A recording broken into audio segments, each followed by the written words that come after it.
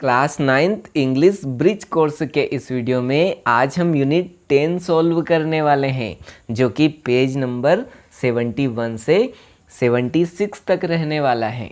तो आइए वीडियो शुरू करते हैं। यूनिट 10 माय कंट्री यानी कि मेरा देश।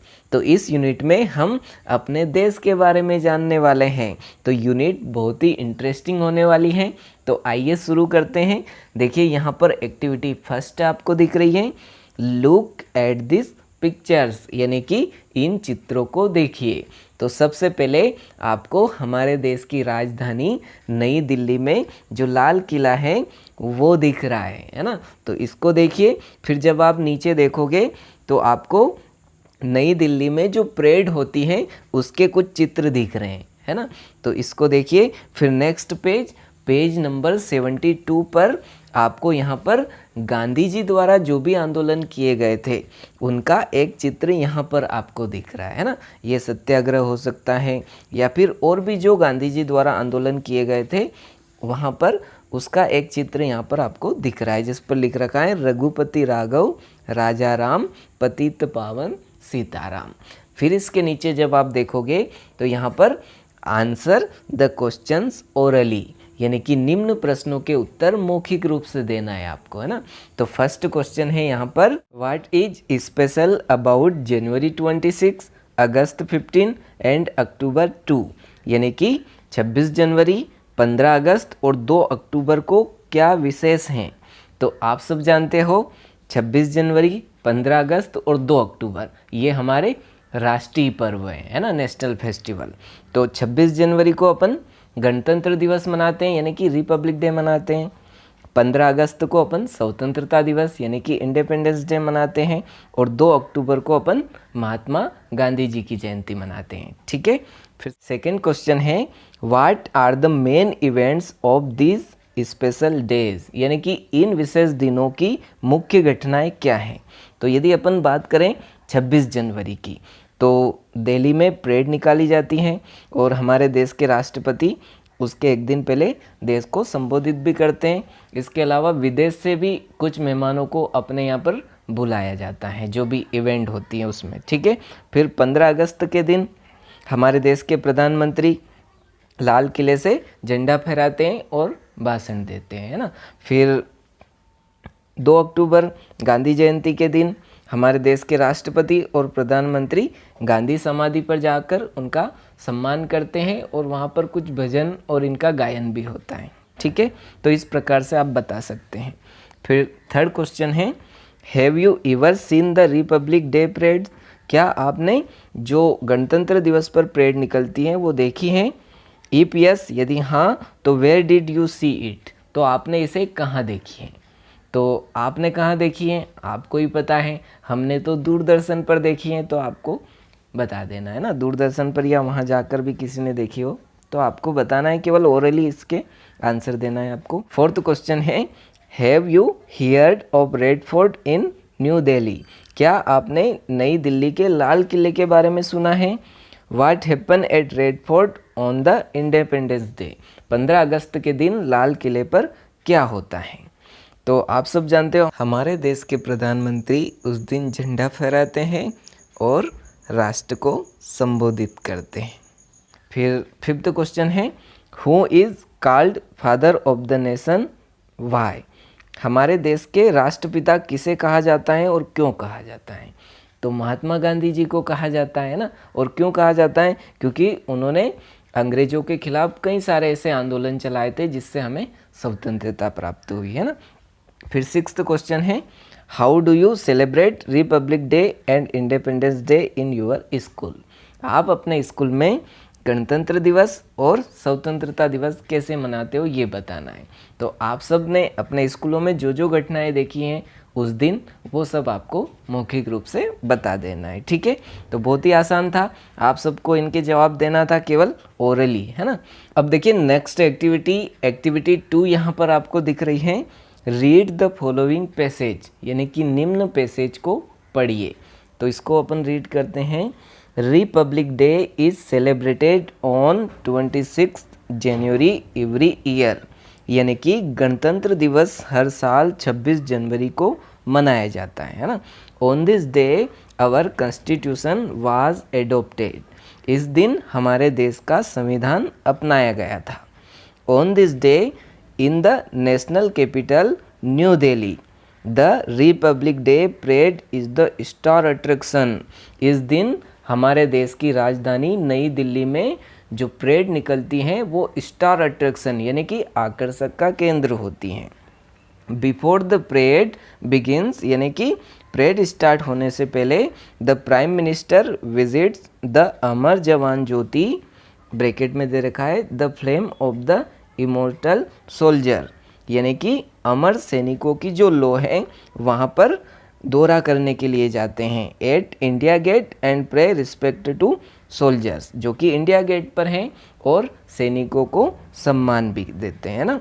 These is followed by the hoisting of the national flag by the president accompanied by a 21 gun salute and the singing of the national anthem, यानी कि इसके बाद हमारे देश के राष्ट्रपति झंडा फहराते हैं और 21 गन सैल्यूट यानी कि 21 बंदूकों की सलामी दी जाती है और राष्ट्रगान गाया जाता है। ठीक है, अब देखिए नेक्स्ट पेज नंबर 73 पर इस पैसेज को रीड करते हैं।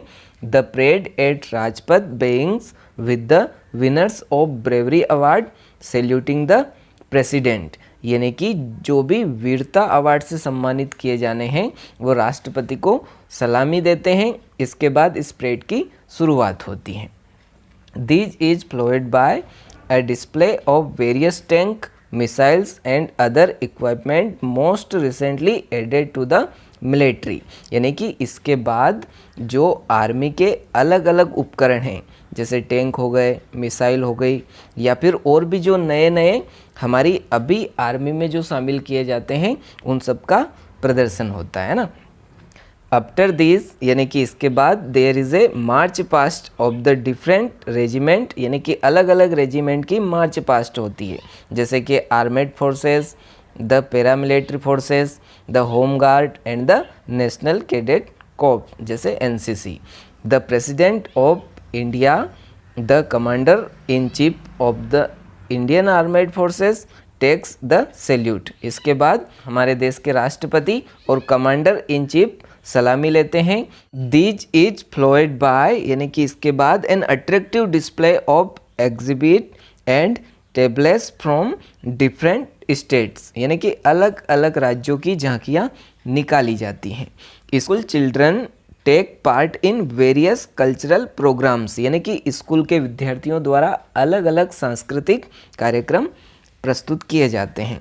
The final events of the day is यानी कि इस दिन की आखिरी घटना the motorcycle daredevil riders and a fly past by Indian air force fighter jets over Rajpath, हमारे राजपथ पर मोटरसाइकिल जो कि डेयर डेविल्स राइडर्स और फ्लाई पास्ट जो इंडियन एयरफोर्स हैं उनके जो फाइटर जेट प्लेन हैं उनके द्वारा आखिरी घटना होती है। ठीक है, तो यहाँ पर आपसे कुछ क्वेश्चंस पूछ रखे हैं।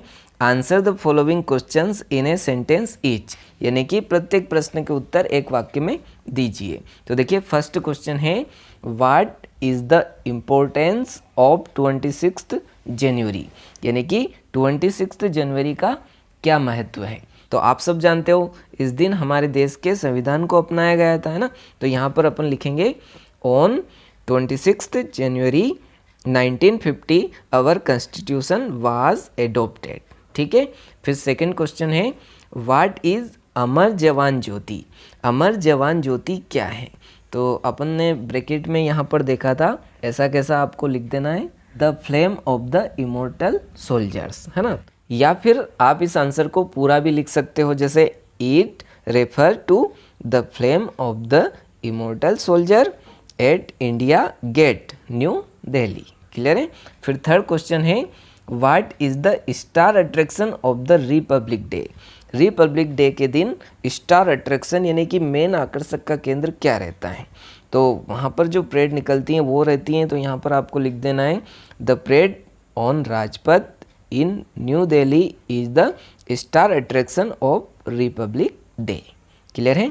फिर फोर्थ क्वेश्चन है what is the final event of the parade, parade की आखिरी घटना क्या होती है। तो अपन ने अभी देखा पैसेज के लास्ट में जो लाइन थी वो पूरी आपको यहाँ पर लिख देना है। The final event of the day is the motorcycle daredevil riders and a fly past by Indian air force fighter jets over Rajpath. Clear है। तो ये पूरा पैसेज से यहाँ पर आपको लिख देना है। तो इसको ध्यान से पढ़ना था और इन प्रश्नों के उत्तर आपको देना था। ठीक है। अब देखिए नेक्स्ट एक्टिविटी, यहाँ पर आपको एक्टिविटी 3 दिख रही है। रीड द फॉलोइंग पैसेज, निम्न पैसेज को पढ़िए। Once Mahatma Gandhi's father bought him the book Shravan Pitribhakti Natak. एक दिन महात्मा गांधी जी के पिताजी ने उन्हें श्रवण पितृभक्ति नाटक किताब खरीद कर दी। He read it with great interest, यानी कि महात्मा गांधी जी ने उस किताब को बड़े ही इंटरेस्ट यानी कि चाव के साथ पढ़ा।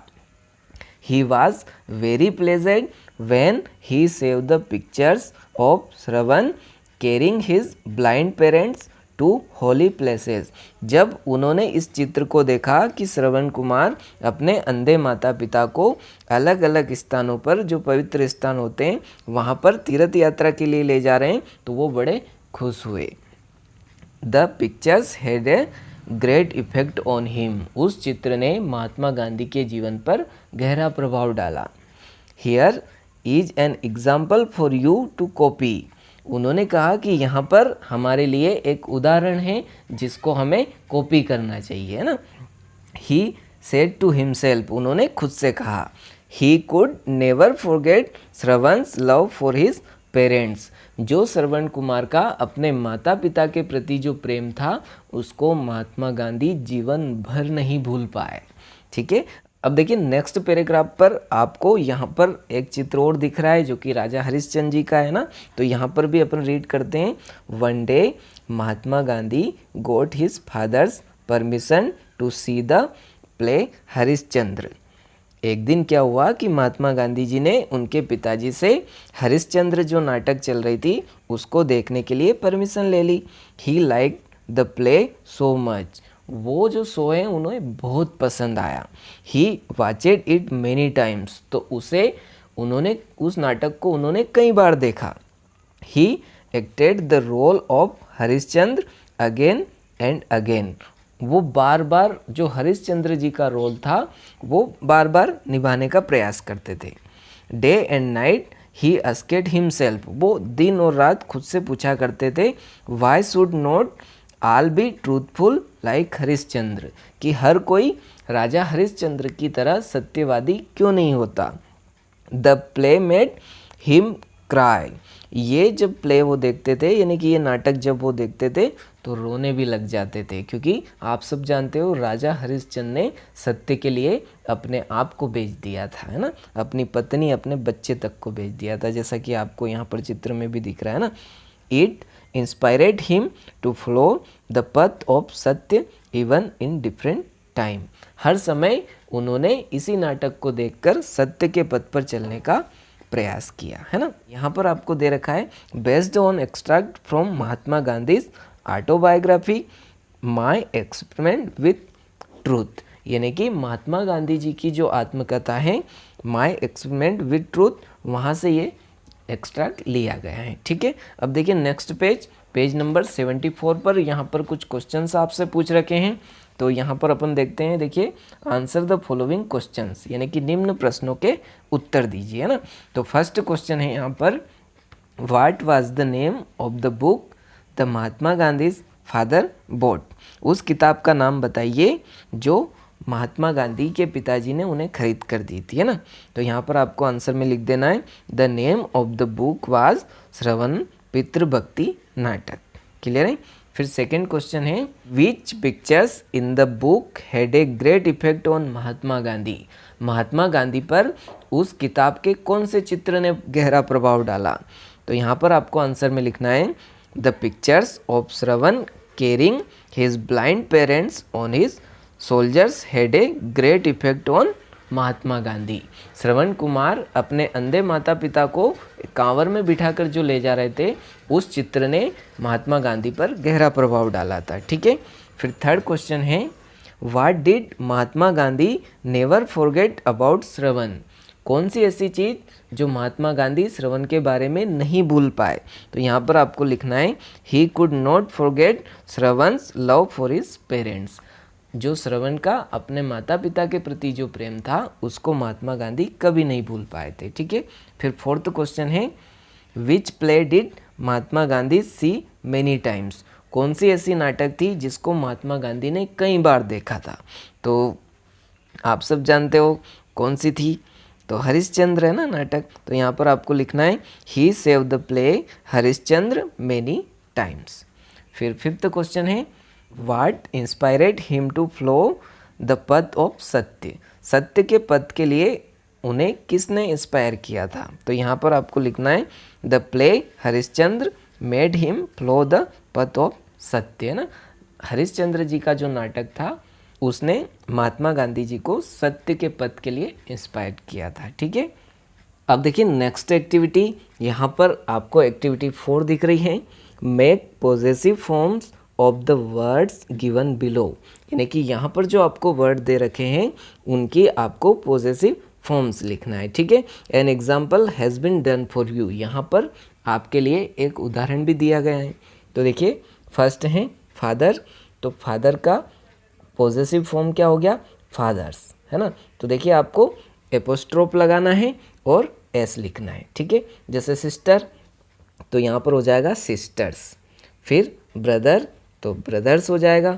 अब यहाँ पर देखिए, ग्रैंड पेरेंट्स में एस लगा हुआ है, तो आपको केवल एपोस्ट्रोफ लगा देना है। ठीक है, फिर फिफ्थ है चिल्ड्रन, तो क्या हो जाएगा, चिल्ड्रंस। ठीक है, तो बहुत ही ईजी था, केवल आपको एपोस्ट्रोफ लगाना है और एस लिखना है। ठीक है, फिर यहाँ पर आप और नीचे देखोगे तो now complete the sentences with the newly formed words. यहाँ पर नेवली फॉर्मेट वर्ड से इन रिक्त स्थानों को आपको कंप्लीट करना है। ठीक है, यानी कि इसी प्रकार के वर्ड से। देखिए, यहाँ पर फर्स्ट है, Mahatma Gandhi got his permission to watch the play, है ना। तो यहाँ पर अपन लिखेंगे फादर्स, है ना। किसकी परमिशन ली थी उन्होंने, पिताजी से, है ना। तो यहाँ पर आ जाएगा फादर्स, और ऊपर आपको एपोस्ट्रोफ लगाना है और एस भी लिखना है ना। फिर सेकंड में माय, फिर fill in the blank, house is in a village, I go there during the vacation. तो यहाँ पर आ जाएगा ग्रैंड पेरेंट्स लिख सकते हैं अपन, है, ग्रैंड पेरेंट्स। फिर थर्ड में this is my book, see read it every day. तो यहाँ पर आप सिस्टर्स लिख देते हैं, सिस्टर्स बुक। फिर फोर्थ में आ जाएगा, we have a science park in Bhopal, you can see models of planets there. तो यहाँ पर चिल्ड्रंस कर देना, childrens science park in Bhopal. फिर फिफ्थ में this is my shirt, he bought it for Diwali. तो यहाँ पर आप ब्रदर्स कर सकते हैं ना, तो ब्रदर्स लिख देना यहाँ पर। ठीक है, तो सेम टू सेम जैसा अपन ने एक्टिविटी 4 में किया, यहाँ पर आपको ऐसे ही वर्ड्स यूज़ करके इनको कंप्लीट करना था। ठीक है, अब देखिए नेक्स्ट पेज, पेज नंबर 75। यहाँ पर आपको एक्टिविटी 5 दिख रही है, रीड द फॉलोइंग पोएम, यानी कि निम्न कविता को पढ़िए, है ना। तो यहाँ पर है, आई बो टू थी मदर, हे माँ मैं आपको प्रणाम करता हूँ, रिचली वाटरेड, रिचली फ्रूटेड, है ना। रिचली यानी समृद्ध, वाटरेड यानी बहुत सारा जल, पानी ही पानी, है ना। तो हे माँ मैं आपको नमन करता हूँ, माँ समृद्ध पानी वाली और समृद्ध फल वाली, है ना। फिर cool with the winds of the south, जो कि दक्षिण की ठंडी हवाओं वाली। फिर dark with the crops of the harvest, फसल की फसलों के साथ अंधेरा, है ना। ये डार्क यहाँ पर यानी अंधेरा। द मदर यानी हे माँ मैं आपको प्रणाम करता हूँ। तो देखिए यहाँ पर ये एक्सट्रैक्ट जो हैं ये वंदे मातरम से लिया गया है, जो कि अरविंद घोष जी द्वारा ट्रांसलेट किया गया था। ठीक है, तो यहाँ पर फिल इन द ब्लैंक्स, कुछ रिक्त स्थान है। फर्स्ट है आई बो टू यू, तो अपन ने देखा यहाँ पर मदर है, तो यहाँ पर आपको मदर लिख देना है। ठीक है, फिर सेकंड में आ जाएगा the mother here refer to, यहाँ पर माता जो हैं किसको रेफ़र किया गया है, तो हमारी मातृभूमि भारत माता को किया गया है ना, तो यहाँ पर आपको इंडिया लिख देना है। फिर थर्ड में आ जाएगा cool with the winds of, तो यहाँ पर पोएम में दे रखा है द साउथ, है ना, तो आपको यहाँ पर द साउथ लिख देना है। फिर फोर्थ में आ जाएगा dark width of the harvest, तो यहाँ पर आ जाएगा द क्रॉप्स, है ना, अपनी पोएम में जो था द क्रॉप्स। तो यहाँ पर आपको केवल पोएम को पढ़ना था और इसी में से आपको ये सारे आंसर मिल जाएंगे। ठीक है, अब देखिए नेक्स्ट एक्टिविटी, यहाँ पर आपको एक्टिविटी 6 दिख रही है। Right English names for the following fruits, यानी कि निम्न फलों के आपको इंग्लिश नेम लिखना है ना, नाम लिखना है। कॉमनली फाउंड इन इंडिया, जो कि भारत में सामान्यतः पाए जाते हैं ना, तो आम, तो आप सब जानते हो आम का हो जाएगा मैंगो, है ना, तो यहाँ पर आपको मैंगो लिख देना है। फिर सेब, तो सेब का एप्पल हो जाएगा, है ना, तो यहाँ पर आपको एप्पल लिखना है। फिर तरबूज, तरबूज का क्या हो जाएगा वाटरमेलन। ठीक है, फिर आपको दिख रहा है अंगूर, तो अंगूर का हो जाएगा ग्रेप्स, है ना। फिर अनार, तो अनार का हो जाएगा प्रोमेग्रेनेट। ठीक है, तो यहाँ पर आपको स्पेलिंग सहित लिख देना है, केवल इंग्लिश नेम लिखना थे। ठीक है, अब फिर नेक्स्ट एक्टिविटी पे चलते हैं अपन। यहाँ पर आपको एक्टिविटी 7 दिख रही है। Complete the following sentences about India by using the most appropriate words from the box. यहाँ पर जो बॉक्स दे रखा है वहाँ से उचित शब्द लेकर आपको भारत के बारे में इन रिक्त स्थानों की पूर्ति करना है। ठीक है, तो अपन देखते हैं यहाँ पर फर्स्ट है Madhya Pradesh is the second state in India, तो मध्य प्रदेश जो है वो भारत का दूसरा बड़ा राज्य है ना, तो यहाँ पर आपको आ जाएगा लार्जेस्ट, है ना, बॉक्स से आपको शब्द लेना है, तो यहाँ पर आपको लार्जेस्ट लिख देना है फिल इन द ब्लैंक में, है ना। फिर सेकंड जब आप पढ़ोगे तो K two Godwin Austen is the mountain in India, तो सबसे ऊंचा है ना, केटू जो है वो सबसे ऊंचा है, पर्वत है, तो यहाँ पर टेलेस्ट आ जाएगा ना, तो यहाँ पर आपको टेलेस्ट लिख देना है।